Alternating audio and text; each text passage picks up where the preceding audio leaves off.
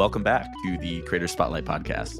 My guest today is Peter Ramsey, who runs Built for Mars, which is a UX-focused consultancy and content library. Peter started it sort of by accident in 2018 after the company he'd started at university was acquired. He started helping out friends with their projects in his spare time, and now he's consulted for companies like Notion, Klarna, and Stripe, to drop just a few names. And on the public content side, he's written around 70 case studies and counting on everything from how Domino's uses dark patterns to overcharge for pizza to why HBO Max is the worst rated streaming service. So, Peter, is there anything you'd like to add to that about who you are and what you do? No, that was great. I wish you could follow me around. I always have to introduce what I do, and that was way better. Well, you could pay me. Yeah. You could pay me, and I'll follow you around. I listened to a lot of a few podcasts. You did a lot of podcasts like 3 years ago. We'll get into that, but so you said kind of the same thing on all of them. So I wanted to do you the service of not making you retread those same footsteps again and again. I appreciate that. First, though, what motivates you on a creative level? Like, what excites you to make things? I mean, so at the moment, I've always wanted to create stuff, right? So like, I guess creating stuff is quite interesting.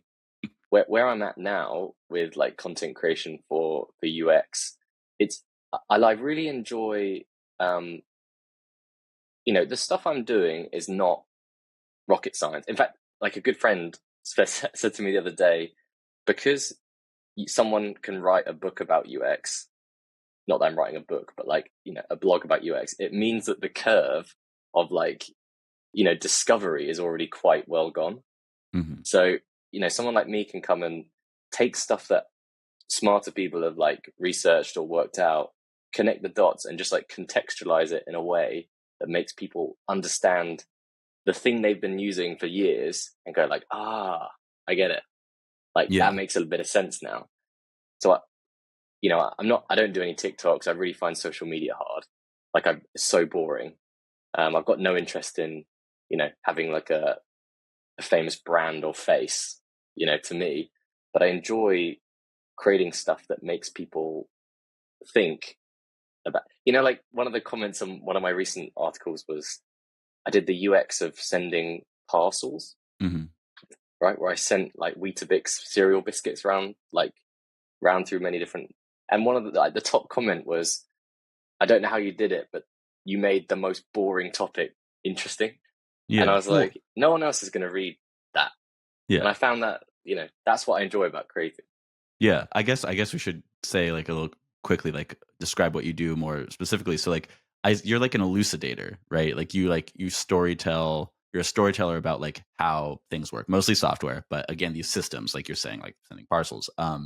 So my understanding, like how I describe what you do is like you do really heavily researched, like you called yourself like a software stuntman in an older interview, which I like. You go through the motions of the thing, and you like you prod at all the steps, and how many clicks do you have to take, how long does this thing take. You're like, but then you're really good at like storytelling these data points into essentially like decks, presentations. So that's what you do, I guess. Would you add anything else to that? Yeah. Okay. So I can add some flavor to that. So that's what you do.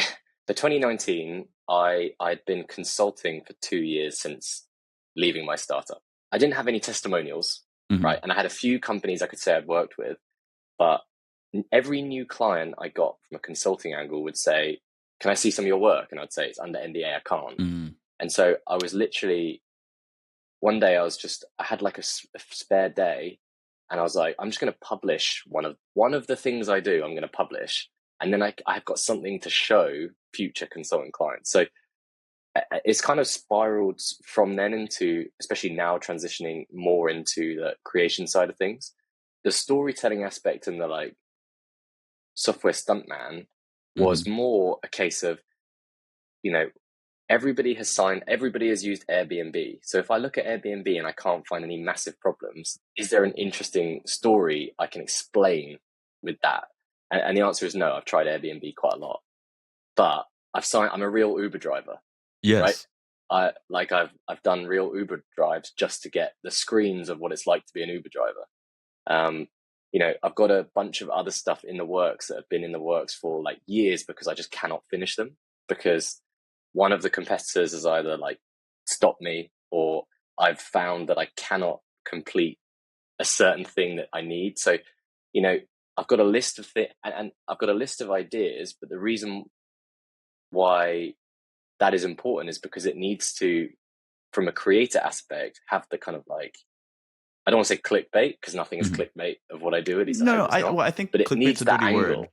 Like, this is something I've been thinking about, like with my newsletter subject lines. It's like it's not you need somebody to click, right? So it's not like the bait part, I guess, is the dirty word. Like it's not clickbait if you like deliver on the promise, which you do. Yeah. Like as Yeah. an example, one of the things I would love to do is get like the 10 most popular cars and do a review and a comparison of their infotainment systems. The reason why that's so difficult is because getting screenshots of the dashboards is quite hard, like in a And high cost enough you. quality that Yeah. is well. So aside from the cost, because I do invest a lot of time, like I would pay to rent those cars, but like renting a Lamborghini, because I've tried, doesn't have a good UX. It's like not a good experience. You just Yeah. basically phone someone up and then pay a lot of money, and so it's like that doesn't create a good story. But if there was an app that I could rent a yacht and then handle everything about the yacht, that would make a really good Mr. Beast style UX story, Yeah. right? I Wait, wouldn't be real able to rent quick. like it. You another time you did describe yourself as like Mr. Beast for what you do. This was like 3 years ago, which I laughed at Yeah, when you said that. But I think it's apt in like in what you're saying, where it's like you go through these motions so rigorously in the way that like Mr. Beast will like build a like building with like all these things in it for a 20-minute video and spend $1 million on it. It's like, which is, so yeah. you were saying like the scale of effort you put in for this highly digestible Well, piece of content, I right? want to caveat that, which is Mr. Beast 5 years ago, before he had money and he That put was a while time ago. into stuff, not like, because I can't afford to rent a yacht, right? Yeah. For like that, that's not what I'm saying. But when I put the time in, I would put the time in to do something outlandish. Like one of the things I tried and it keeps not working is I want to take a flight with every airline. Oh wow. Right. And there are some serious logistical problems. And I first started trying to do that in COVID. And that was even more challenging. And so Where that's would you one that, wait? Where would even be the destination? Because you'd have to standardize the right. destination, right? So where would that go? Where would that be? Good question. How do you do American Airlines as a UK citizen Yeah. and have the same experience? So there are like technical problems. Like I can't, Built for Mars is at a scale where I can't compare American Airlines to like British Airways and be like, look how much better BA is. And then, you know, and be like, yeah, but you're a UK citizen. You're going into America with no return journey. That's why they stopped you. That's why it took so long. That's why you got a different queue. So like all of those things make that logistically really Mm. challenging. The Uber one, I'm also a Deliveroo rider, right? So Deliveroo is like an Uber, like, another one, Uber Eats, yeah. but that never saw the light of day because it A, wasn't interesting, and B, I think I'd been flagged on a system, right? And so like I got a different experience through that. And so especially when I do fintech Like they stuff, knew you were sleuthing. I'm not sure. I'm not sure if there's a database of people who are already registered for this kind of like, because you have to get certain DBA checks and things. Hmm. Um, with banks, I signed up to like 12 banks. I actually signed up to like 20 banks. A Yeah. lot of the banks I signed up to, by the time I'm trying to take out my like 10th loan, I'm just getting rejected. I can't then go, oh, look how bad this bank is. The loan journey sucks. Because I know for a fact that that is a different journey than if I had done the order differently. Yeah. Um, I don't know where I was going with that, but Well, that's okay, no. why, Well, like the this, Mr. Beast yeah, example is like the effort that goes into these things. yeah, which makes sense. I do want to talk about the bank thing, because as I understand it, that's kind of like the case study that put the wind in the Built for Mars sales, the gas in the rocket ship, whatever. Um, Case study that launched 1,000. Anyways, okay, so I think it was 2020. This bank study came out, and right around that, like right after that, when I was researching you, there's like all these podcasts you were on. You start like becoming a correspondent for TechCrunch, etc. All these things kind of start happening. It's kind of you diving headfirst into this, like, let's call it creator version of what you do, putting content out there online publicly. um Tell me, we don't need to rehash the bank study thing. Like basically, as I understand, it's like 12 or 20, I think you just said. banks, you went through all these processes and you got pretty quickly like 6 million views, because it's not just like interesting to UX types and fintech types, though it's highly interesting to those types.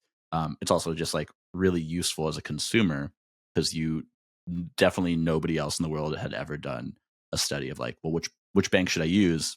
You've got the answers. So I think that's kind of what you did there.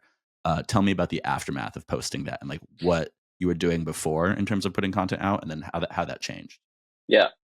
Yeah, I mean, people had done it before, right? So like, but they were always dry and boring. And there are Mhm. companies that exist that sell these, that they do like annual reports for banks, and they sell them for like, I'm just making this number up, 2 grand, right, per company. Because like a big bank wants to pay to understand what other banks are doing, and it's a big business, and it's Mhm. entirely dry and, you know, indigestible for like the average consumer. So the day I posted that, I still thought it was going to suck, right? And my friend who had like really recommended, he like really pushed me into doing it.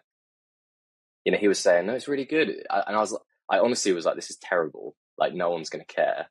But what happened is it caught a wit, like it got super lucky. Firstly, I wasn't really like analyzing the markets and like understanding what exactly people wanted. I just posted it and I got lucky. But in hindsight, yeah, there was like a curiosity factor. There was like a, wow, I've never seen this before because other people have done it, but they haven't caught on. And so the kind of windfall of attention from that was, it kind of went viral, and it went viral in a really weird group of people that is like VCs and company owners and boards of directors, of people who like don't normally get caught up in the viral aspect of reading Yeah. something. So for them, it's not like, a Mr. Beast video that will go viral every day with a really, this was like an audience of people that aren't used to stuff It's going not a lowest viral. common And denominator type of thing. right. And so, I ended up doing lots of podcasts. I wrote for TechCrunch. I, did some articles in like Forbes. And I just said yes to everybody because I was like, right, this is it. Now I'm going to, this attention is going to stay, it's going to hockey stick up. I'm going to be the most Mhm. famous man in the world in a year, you know. But really what happened is I spread myself too thin. I stopped doing, almost all podcasts, and I stopped writing for TechCrunch because I just wanted to spend more time. I was like, if I've got time to write or Why not do the think, thing? I want to publish it. I want to do it. I want to build, that brand myself as opposed to, for someone else. So yeah, it caught on. It then, maybe like a year later, was like, not back to where it was because it's still been growing, but back to like a normal kind of trend. I Mhm. revisited the bank study like a year later, um, which then caught off again. And if I did a bank study now, I think it would catch off again. But like I need there to be a story worth telling in the banks, Yeah. not just I'm not a banking product, you know. Yeah. So then, talking about like the audience for that, and like I said, you were on all these fintech podcasts, etc. Um, what is your audience now? Who is your audience like broadly today? And I think you have like 35,000 newsletter subscribers, etc. We don't need to get into those specifics yet, but who are those people? Who follows you? Yeah, it's still a lot of fintech. I think fintech companies are very attracted to what I do because I've got a lot of examples of fintech, so Mhm. that's how they find me. But also, um, fintech is something where there's a lot of like really laborious processes, like KYC or identity checks. There's lots of like regulation that is quite difficult to get around. So I've accidentally found myself with a fintech audience because my startup was a fintech startup as well. Mhm. So I know a lot about it. I've had to implement these products. So, um, but now it is, last time I do like an annual survey. So as of December, it was like 40% designers, which is actually quite low. Makes sense. It's mostly not designers.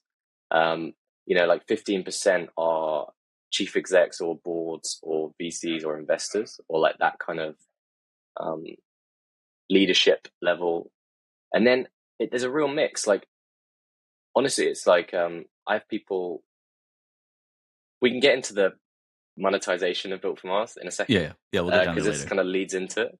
But, when when I was trying to take Built for Mars to like a more like commercial strategy that was going to be more long term, I was really aware that like my audience, like I have people email me who are like, I'm a pilot and I don't care about UX, but I read your stuff and I don't know why. Like I read it, I love it. I've got no design skills. I'm not building anything.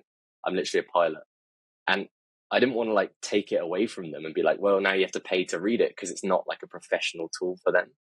So Mhm. my audience is super wide, from devs, project managers, like Pilots. random jobs, accountants. Um, Yeah. but I think that is what makes that is cool. I think that is what makes Built for Mars different to. There are many other UX blogs that are much bigger, right? And there are UX courses that have newsletters that are bigger. The difference is Built for Mars is often the first time that someone has cared about UX. Mhm. Like it's often the entry point that they're a developer. Their only expectation of UX is we have designers who think they're the shit and they come here with all their arty farty stuff and like, we have to then build it and it's a nightmare. And this is the Mhm. first time that I can like bridge that gap and be like, these design teams are building stuff and like there's a lot of thought that goes into it. This is some of that thought. And maybe if your designers send you bad stuff, these are some ideas that you can do to like fix that. And so it's like the first the introduction to like UX for a lot of these people. So I don't mind the audience being super broad. I think there's actually like a benefit. Yeah. Um, yeah, Okay, let's talk about monetization a bit. So one of your interviews that you did in the aftermath of the bank study, I wrote this down. It's maybe a little paraphrased, but you said, "I don't make money out of Built for Mars. People pay me separately to work on their own stuff. It's a free blog. I don't have ads. I never plan on putting ads or making money or making it a paid newsletter. I do it because I love it. So I hope that comes across."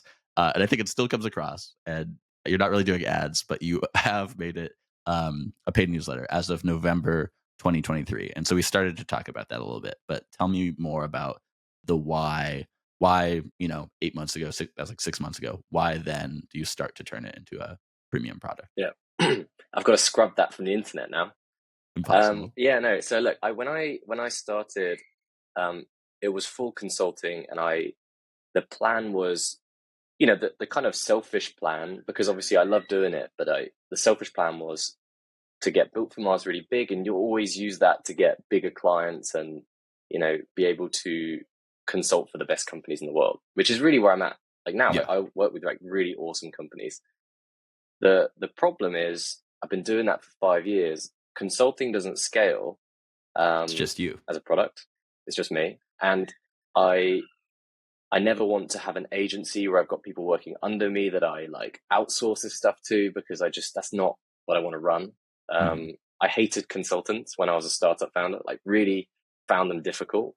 So I was like, I'm not going to do this and have some brand that, does that. So the reason my perception changed over the years for the paid subscription, people were approaching me saying, where can we like buy merch or where can we like support you? Support Do you have you. like a Yeah. Patreon? Like there are 3 developers that work on Built for Mars like Oh part well. time. So how can I sustain that to a point where I'm not just paying wages for people um, out of a consulting pocket that can't scale? Because Yeah. that doesn't make sense to me. So this was a way of doing that, and I never wanted to do ads, and I needed to keep it to a point where nobody thought for a second that if I was publishing something about Substack and I said, look how great their UX is, like no one can think that I was paid for that because I wasn't. Mhm.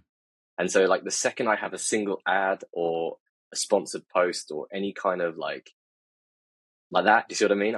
So it had to be, Yeah. You need trust. yeah, and so it had to be a model where I knew that like 1% of my audience would pay. Well, I often describe like people who like the kind of the model you're building. You go from like a one to one consultancy to it's then like a one to many consultancy. That's like maybe not as like you're not charging thousands of dollars for it. You're charging like pounds a month or whatever. So then it's like less contextualized, but like that's what you're starting to offer is this one to many consultancy. That's a different business, but like you're still providing these learnings and that scales. Anyways, I want to talk about the website because your website is obviously fantastic. And I know it wasn't always that way. You said you have 3 developers working on it. Um, I think where we are now, according to your little about page timeline, is V3. So tell me about how this website has evolved into this like wonderful thing that's a joy to use from like a Yeah. WordPress site back in the day. But I'm glad you say that because I hate it. And I actually, Oh, it's great. there are, firstly, I'm actually a terrible designer, firstly. Like, I really am. And that's not me trying to be really humble. Like, I am a really bad designer. Well, no. To interrupt Um, you, that's like, but that's why you're good at what you do, right? Because then you're like trying to make up for it by like hunting down all these details and like it's that well, drive to like make up that gap, kind of right, perceived gap. Because I mean, you're not a terrible. I'll let you be the judge, but right, it's like making up that perceived gap is like your talent. yeah, look, I mean, there's so many things there where to start. Because most of what I do is consulting, or it was and now it's shifting. The website was always, I've got so many things I could improve on there. Like, I don't have the resources that these big companies have. So whereas I can say, here are 5 experiments to run, or like, these are some improvements you can make, or try refactoring this. I don't have that luxury because these devs are part-time for me. And also I don't have an unlimited budget to just do loads of things. So, um, that's one of the reasons why I'm both frustrated and other people are frustrated with the Built for Mars website. Mm-hmm. But it's progressed from a content perspective because the case studies it's all custom built. So every like block, as it were, is built for a purpose of like describing a thing, like the slideshow. The case studies are like stories. They're like, this is what it's like to be an Uber driver, and there's an element of like mystique around it. And normally I try and aim for like 3 or 4 points that are really can be relevant for most people. There's a lot of stuff in the case study I have to ignore, a lot of issues I see that I can't mention because I just don't have time for it. UX Bytes is like the highlight reel of like match of the day or something, Yeah. right? It's like, here are the best goals of the season. Cheat sheets are like the person explaining on the whiteboard how that goal was possible. So it's like, it's not a story. There's no like narrative to it. It's like, this person made this goal because this midfielder moved up, pushed the defender. And that's kind of like the analysis of it. But it's all held together with the psychology. So it's like, there is a glossary of UX essentially. But that's like the glue of like how all these things make people think.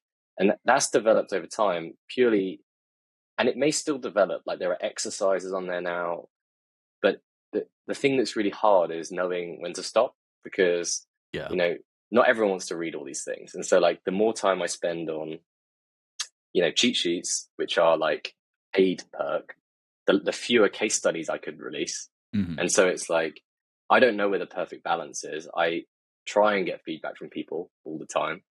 And I know that sometimes I like step too far in one direction. Like, I do too many of these things, too few of these things. So, but it has developed like that as I've had more and more capacity. And that is the plan now, to continue scaling down consultancy, spending more time on creation, and trying to map out that kind of, the dream is you can come to the site and be like, I'm building a taxi app.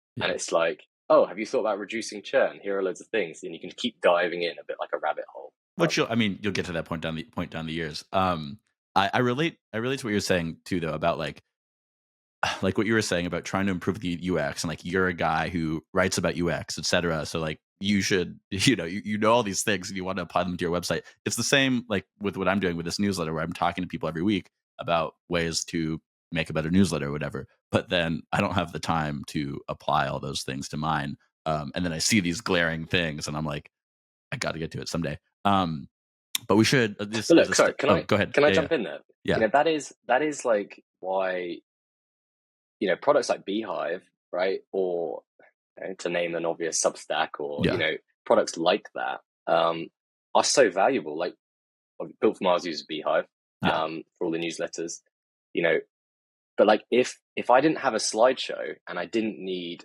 the glue and I didn't need the kind of connections between elements on the site, and I was just writing these case study narratives, Which is I would so interconnected. 100%. I would 100% not build a website. I would just have a newsletter. Like, I think that format is so great for people who have like narrative stories or breakdowns, or like weekly digests. There's no need to have a website. So the website to me is something I have to have because I have all these complex like You got an relationships ecosystem between content. Exactly. But like it wouldn't have to be like that if I was writing something more simple. So yeah, because I have to maintain and improve a website, I'm spending less time creating content. So every minute could be spent on something. And so that's why the website isn't perfect, because I'm too busy writing the content about Yeah. how other people's websites are bad. About how And to then I make get perfect people emailing websites. me, right? Yeah. And then I have people emailing me like, hey, your login form, the placeholder text, it's like broken, or this thing. And I'm like, so You're like, I the know. irony is I not know. lost on me. Yeah. Yeah. Yeah. Like, Yeah. We should talk about the newsletters though, because this is ostensibly, serious about newsletters. So you've got the two. You've got the Built for Mars one, which I think has been around for like 4 years, 3 years, something like that. And then you've got UX Bytes, which I think is about a year old. So tell me, what's the difference between the two? it's boring and technical. If there was a better way of me managing people's preferences, it would just be one. Mm, The reason, like, the reason why it is two is purely like functional, because yeah. I want people to be able to listen. I'm going to use the pilot example. There are teachers who have emailed me. There are students who are studying something completely irrelevant to UX. But like, I want the teacher to be able to read Built for Mars once a month and find it enjoyable without being bombarded with like, hey, have you thought about the thing Slack's doing? Yeah. Like that's not what they're there for. So it's kind of a differentiation between casual readership of people who should never pay. Like, those people are just reading it for enjoyment. They're not taking it away, and And you want to give them that but still. Yeah. I think so. I think that's really important, because they shouldn't. They never will pay it. This isn't Netflix, right? Like, no one should pay £12 a month to read one article that they read for enjoyment and then laugh a few times and then forget about. Well, it's the subscription fatigue we're talking about, which like I Right. rotate subscriptions. I have like, I think right now I pay for like one. It's like a podcast about Bob Dylan or something. That's the one subscription. Oh, right. Of course, all the the Netflix, whatever, all that bullshit. But yeah, it's hard. Too many subscriptions. Anyways, It's too many, and so the product is differentiated by, it's mostly like teams that use Built for Mars Plus, as it is imaginatively named. mhm. Because if you're using it for work, I'm sure that if you use it for work, you're getting a positive ROI, Oh, absolutely. 100%. Because 2 good ideas a year improve your conversions by like 0.5%, you're up. So for those people, it makes a lot of It's sense. the one to many consultancy. Right. So, but yeah, for the teacher reading it, like, so that's why there's 2 newsletters. And to be honest, there could be more. Yeah. So let's talk about real quick. We don't need to like dig into them, but the stats for each one: open rate or number of subscribers, open rate, click rate. Just love to hear them, and Yeah. then we can move on. So open rate, 48.7%, and Quite click good. rate is, oh wait, no, that's the last 4 weeks. Let me just do last year. All year. Okay, so 48.4% open, and then 14% click through. And then how many subscribers? So there's 34,676 subscribers. The 2 newsletters differ, and they're not a perfect overlap, because some people are subscribed to one or the other. Mhm. So if I had to guess, somewhere in the 36K unique range, possibly. We'll go with that. Something like that. Those numbers are great, though. I mean, the open I do rate's great. purge the list, though. Oh, okay. What's your formula? Well, if people haven't opened the last 5, I normally get rid of them, which I think is like good newsletter hygiene. Although, the challenge is obviously the number goes down, which is less impressive. Yeah. Well, that's not your priority, exactly, is it? Yeah, but I think it does hurt. Yeah. I'm not above feeling crappy about myself when the number doesn't grow. Mhm. So Love to see like the every number time I grow. have to purge people, and I'm like, right, how many people now haven't opened one in like 6 months Mhm. or whatever? And I'm like, ugh, there's another like 500 people I've got to delete. Yeah. So it hurts every time. But Well, so how have you grown the number, like, over the years? How have you made the number go up? yeah, just word of mouth. I did my first ever advert. Hmm. Like, I sponsored another newsletter like a few weeks ago. It didn't work. Like, it did really badly. But I like that was the first time I've ever done it. But other than that, just pure word of mouth. And I guess me posting on LinkedIn and occasionally Twitter and stuff. All that, yeah. But most of the readership doesn't subscribe. So because this is what's really, really strange is each article gets about 60K unique readers, say On the something like site. that. It Mhm. On the site, it differs per article. Like the bank stuff was like, like 250, 300K uniques per article. I don't know what the overlap was because I haven't got amazing Well, there was analytics. like I'm kind 12 of, different articles as well, right? yeah. And so and some bomb, some articles do terribly, right? Like comparatively terribly. And that always surprises me because I still can't guess which ones they're going to be. Sometimes they're my Yeah. favorite ones and no one enjoys them. What's been most popular besides the bank ones?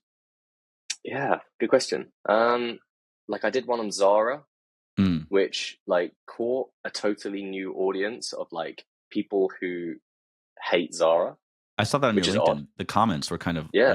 were going off. Well, I got a lot of abuse because people thought I just didn't understand fashion, which is definitely true. uh, Besides the but then point, there though. was more. It was overwhelming the number of people who then agreed that the site was just like borderline unusable. Mhm.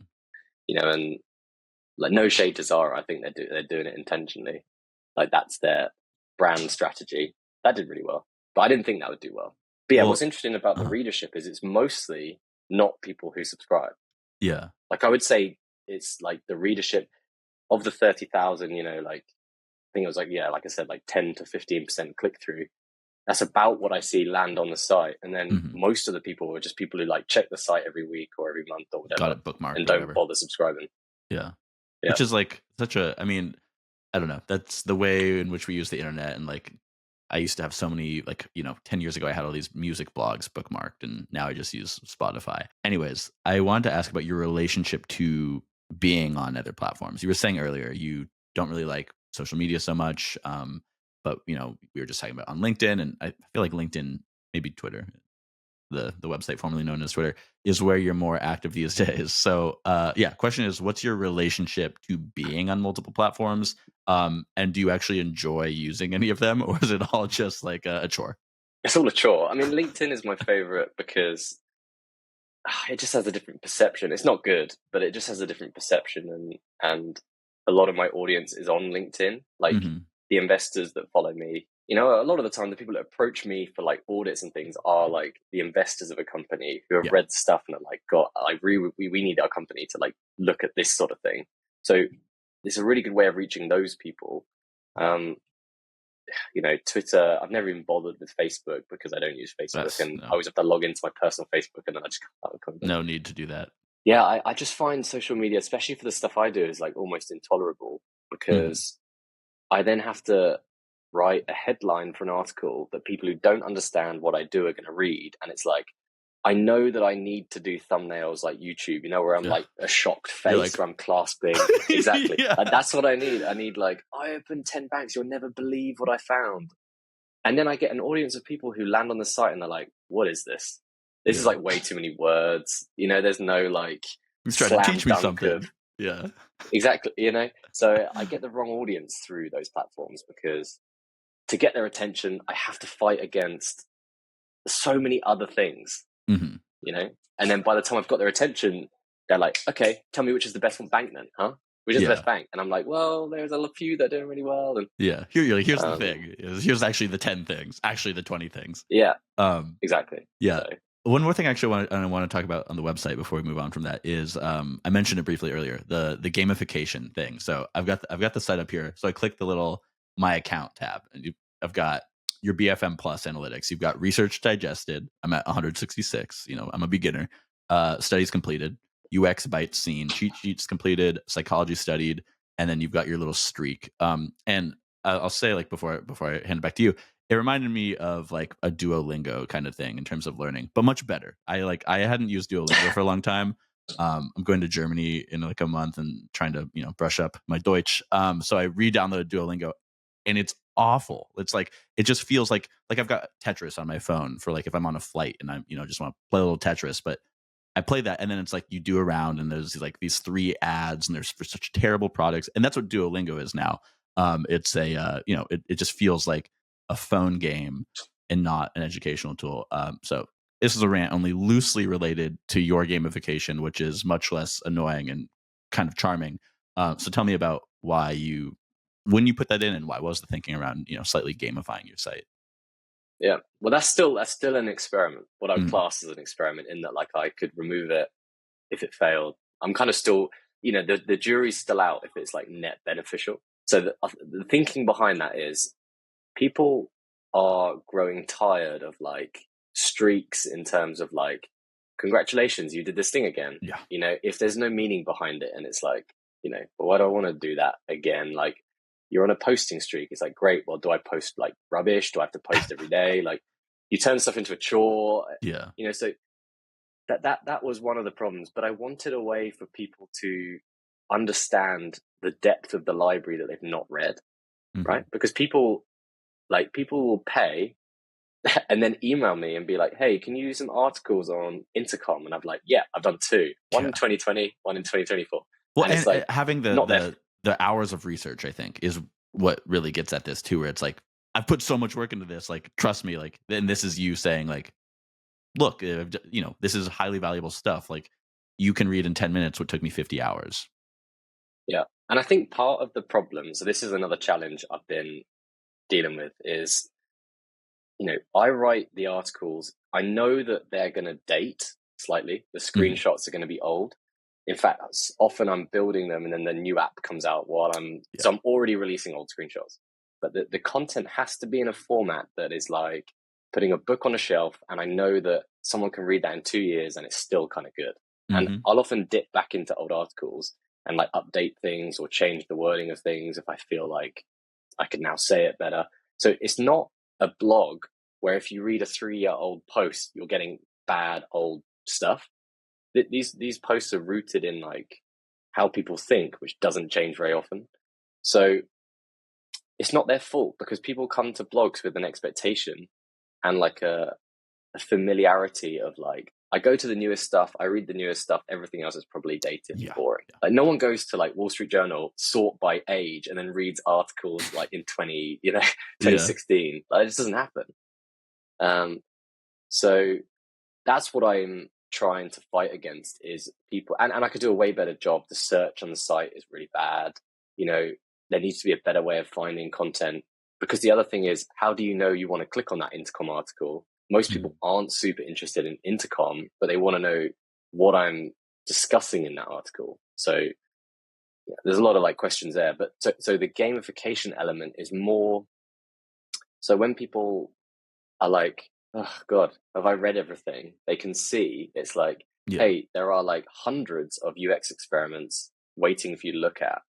And it's like, you browse through 20 of these and you'll have one idea, right? And so like, the aim that I want is every time you come to the site, you can binge it a bit like a TikTok, but Mhm. like for 5 minutes, not for like hours. Get a few ideas, take it away to a meeting, and then like, go through those. So Yeah. it's more about surfacing the depth than it is about encouraging you to continuously like come back. Yeah. I wanted to ask about this idea of content UX, and like, which is kind of a broad thing, because obviously UX is about contextualizing and the why, and so it's hard to say maybe anything too broad. But like, for example, with Creator Spotlight, I think before we started recording, I was talking about how I've broken it down into sections. So it's like, the way I think of that is like texture on a wall, where if you're climbing a wall, you want more handholds. So it's like, instead of just a flat wall where it's just all one, 2,500 words, as my newsletters often bloat to. Um, there's these sections, and you can like switch and switch around. So that's how I think about like content UX for Creator Spotlight, just as a intro to this question, which is, yeah, like content UX specifically for newsletters. Is this something you think about? Yeah, I think about it all the time. I get feedback about that all the time, because some people are annoyed, like a quote block, right? Where it's Hmm. like, it'll be a quote in big text. That's for people with a short attention span. That is really good at like giving them a visual anchor of like, okay, you're onto a Yes, next thing, it's onto that a next thing. handhold. And that's, well, it's a handhold, but it's a tiny little spark of like an achievement, because you get to the next thing. Hmm. But it is like quite bad and inefficient at reading. Like so like, if you're reading an article you really care about and I see the quote, my first thought is, oh God, is that a quote that's also in the text, or am I reading the same thing twice? Yeah, yeah, And so like, I get both sides of this, which is people annoyed at the studies saying, there are way too many different content jumps. You're using bullet points here. Like, I'd rather just a block of text and images. Like, and then some people who really do need that like constant changing of like stuff. Mhm. So I'm sure it comes down to like an audience level. I haven't found the perfect balance for sure. It probably isn't the perfect balance, but We're all like, chasing equilibrium. well, it's probably audience specific, right? So if you're writing like a dev newsletter, don't copy a popular cooking newsletter that's aimed at like, do you see what I mean? Like, you Yeah. can't just I read Publish Press is like a newsletter, right? Mhm. They're also a Beehive It's a good one. newsletter, but Yeah. like, they're great. Their format would not, and like the Morning Brew format, Yeah, which is that what would this kind not of is. work well. Mhm. Right. That would not work well if you took that format and then wrote like a really deep mathematical, like, Because because it's a the people reading digest. that, Yeah. Mhm. right. So it depends on the content type, I think. Yeah. No, I think because that's at a certain point, I think about like maybe we'll bring somebody in to do. Ostensibly, my title here is like editor of this newsletter podcast. But I do the research. I do this interview. I do have a producer, Tom, who will edit this. But then I write the thing. But eventually, it's like we need to bring somebody else in, and like that's I don't know. It's outsourcing something where it's like especially so research driven, and I think again, like you're, I think, more detail oriented and deeper in your research than I am. But it's like, especially when it's about research, it's like, is that person going to notice the same details that I noticed? Because like that's kind of, if there's a secret sauce, I think it's that, right? It's like the details you notice and why you pick up on them. Um, so I don't know. Maybe there's a world in which you're like hiring researchers, but then like I just said, like, and you're still doing the writing and they're doing the research. But then again, it's like you're always going to worry, like, did they miss like the perfect detail that I needed, or you need to see it, right? Yeah. I I don't mean, know. it's like, I don't know. I spend a lot of time around founders, both in unsuccessful startups and founders of like hugely successful Yeah. companies. And, there is an unwavering desire just to have better and more, even if they're not money driven. And that is Hmm. what a lot of people misunderstand is like, you know, like when you say you want to hire more people, it is because there is like an inclination to this has to be bigger next year and then bigger Yeah. the year after. And then one day we'll be the biggest brand in the world. Right. And that is like the desire we all have. Right. Yeah. And that seems natural. And so, there are two types of YouTubers. There are some that go down the very production heavy route and they have like, editors and filmers and then writers and all this, and they become like the face of a production. And then there are people that still are just like them and a camera and maybe one other person, and they're just as big, but they Hmm. shoot it like Well, very I think homemade. the question here then is it's less about scale and it's more about sustainability, right? And like I like with me, it's like I we might need to like have more newsletters and stuff, so we have more surface area for ads or whatever, so we can like this can generate more revenue and justify me being paid by Beehive, right? So like that's my desire is to like scale, so this is a sustainable thing that I can keep doing because I like to do it and it's fun.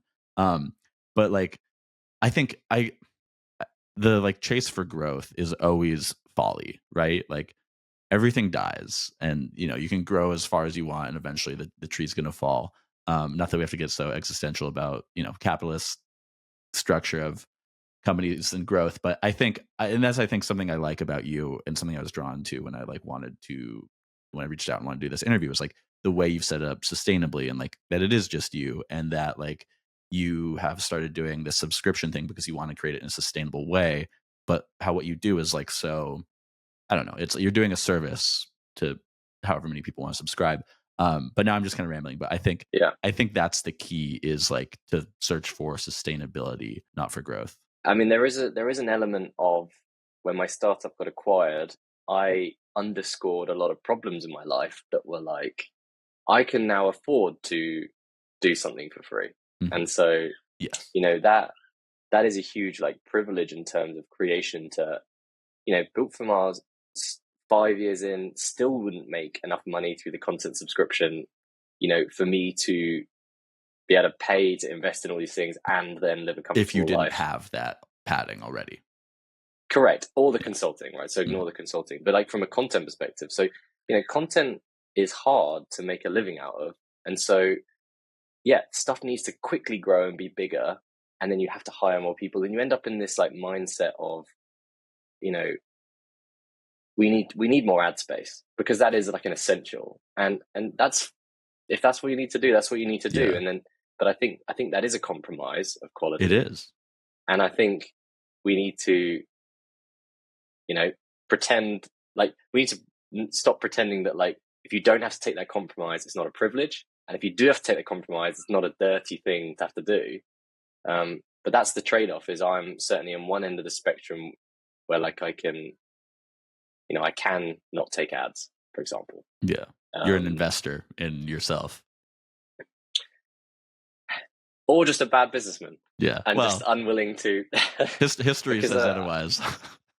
Well, I did one newsletter where I put out a call for ads, actually. And I thought, maybe I'll do ads. Maybe ads will work in certain ways. And the companies I got back who wanted to advertise were just like, I was just like, how am I going to turn this UX article into like a VPN advert? Yeah. You know, like, what is the sell here? Am I like, where does Mold fit in here? You know what I mean? Like, so for some industries, it may be easier. If you're writing about food and recipes, there are probably tons of advertisers who would be able to, without. Well, that's why you monetize in different ways depending on your niche and your industry, and like whether it's a newsletter or whether it's short form video, etc. It's like, I mean, it's again, how do you fit the VPN thing in there? It's about context and figuring out what makes sense to make your project sustainable given the audience and the subject matter, right? Sure. Yeah. But that's why I think Built for Mars may feel like genuine and authentic, is because it is almost like, the like organic grass-fed cow that like labor of love really has no business being there, like being treated in that way. And that's how I think of Built for Mars. It's like, it has no business to have the attention I give it and the care I give it and the articles just to publish them, and sometimes people read them, But that's why it's so good. Well, I'll say that. You don't have to say that. Okay, one more question. So, like you said, you've been doing it for 5 years. 5 years from now, what's I don't think you know exactly what it's going to be 5 years from now, but what are some of the branching paths you could see it taking? Yeah. So the aim is to have a tool where, and I think of it like a product or a tool, and less like a content subscription. So, there's already, I can see the statistics. There's already more content than people are willing to consume, and so there will become a point where, for new readers who discover the site now, like I always think, if you discovered Built for Mars today, there is so much stuff there to read. Yeah. Is it already too much stuff? And so there will come a point where I'm like, hey, this is my 211th case study. And it's like, great. Do we need more? Right? Yeah. Are there actually 211 like unique sets of learnings in each of these? Precisely. The long and the short of it is, there's a lot of work going on in the back end now, to create these relationships, to categorize and curate content in a way that I think in 5 years you'll be able to come on and say, I'm seeing a lot of churn, help. And I can surface, well, what are you looking for? Churn in a SaaS product? Well, here's like 500 examples of things other people are doing, but more importantly, like, here's a deep dive into exactly, like, give this 10 minutes read and then look at a bunch of this stuff and hear how to connect some of the dots. Yeah, it's about like trying to move away from like just this chronological ordering of new content, and like finding a way to build this ecosystem where you can like enter with a need or a desire, and like it's like this liquid content library that will reform in the way that will help you most at that point. Yeah, like if I'd published each article as like a hardback book, right? And I had, well, firstly, it wouldn't make any sense. But then if I had, and there was like, and I charged a fee to like be a part of the library, let's say, right? And you could go in. After a certain amount of time, people wouldn't be interested in more books. They'd be interested in like a concierge service of like walking in and being pointed to the paragraph you need. Because that's what people want fundamentally. So that's the way I see it, is in 5 years, it's transitioning from a content subscription, like a newsletter, into a productized tool for, competitive research, for understanding where you are for building a product for it's like a course, but I don't ever want to do like, the reason I've never done a course, although I've been approached by a bunch of these companies to like do a course, is you cannot learn it in 2 hours. I can't give you a set of 10, hey, read these 10 articles, answer these questions, and boom, you're a certified UX god. Like that, it is not how these things work. It's just impossible. It's impossible because stuff changes, and you need to understand like the basics. You need to do a lot of practice. You need to keep reading. You need to read other people's stuff, not just my opinion.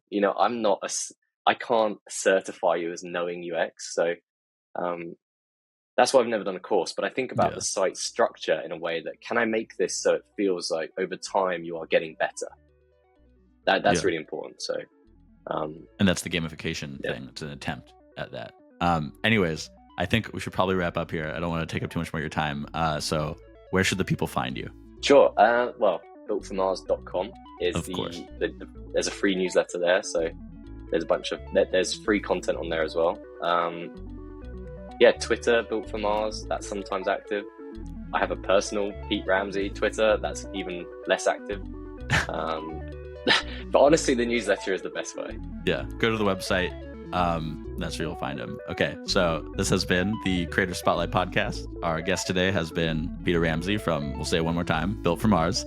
I have been your host, Francis is here, and I will continue to be your host next week. So remember to subscribe, rate us on your preferred podcast listening app, and I'll see you next week.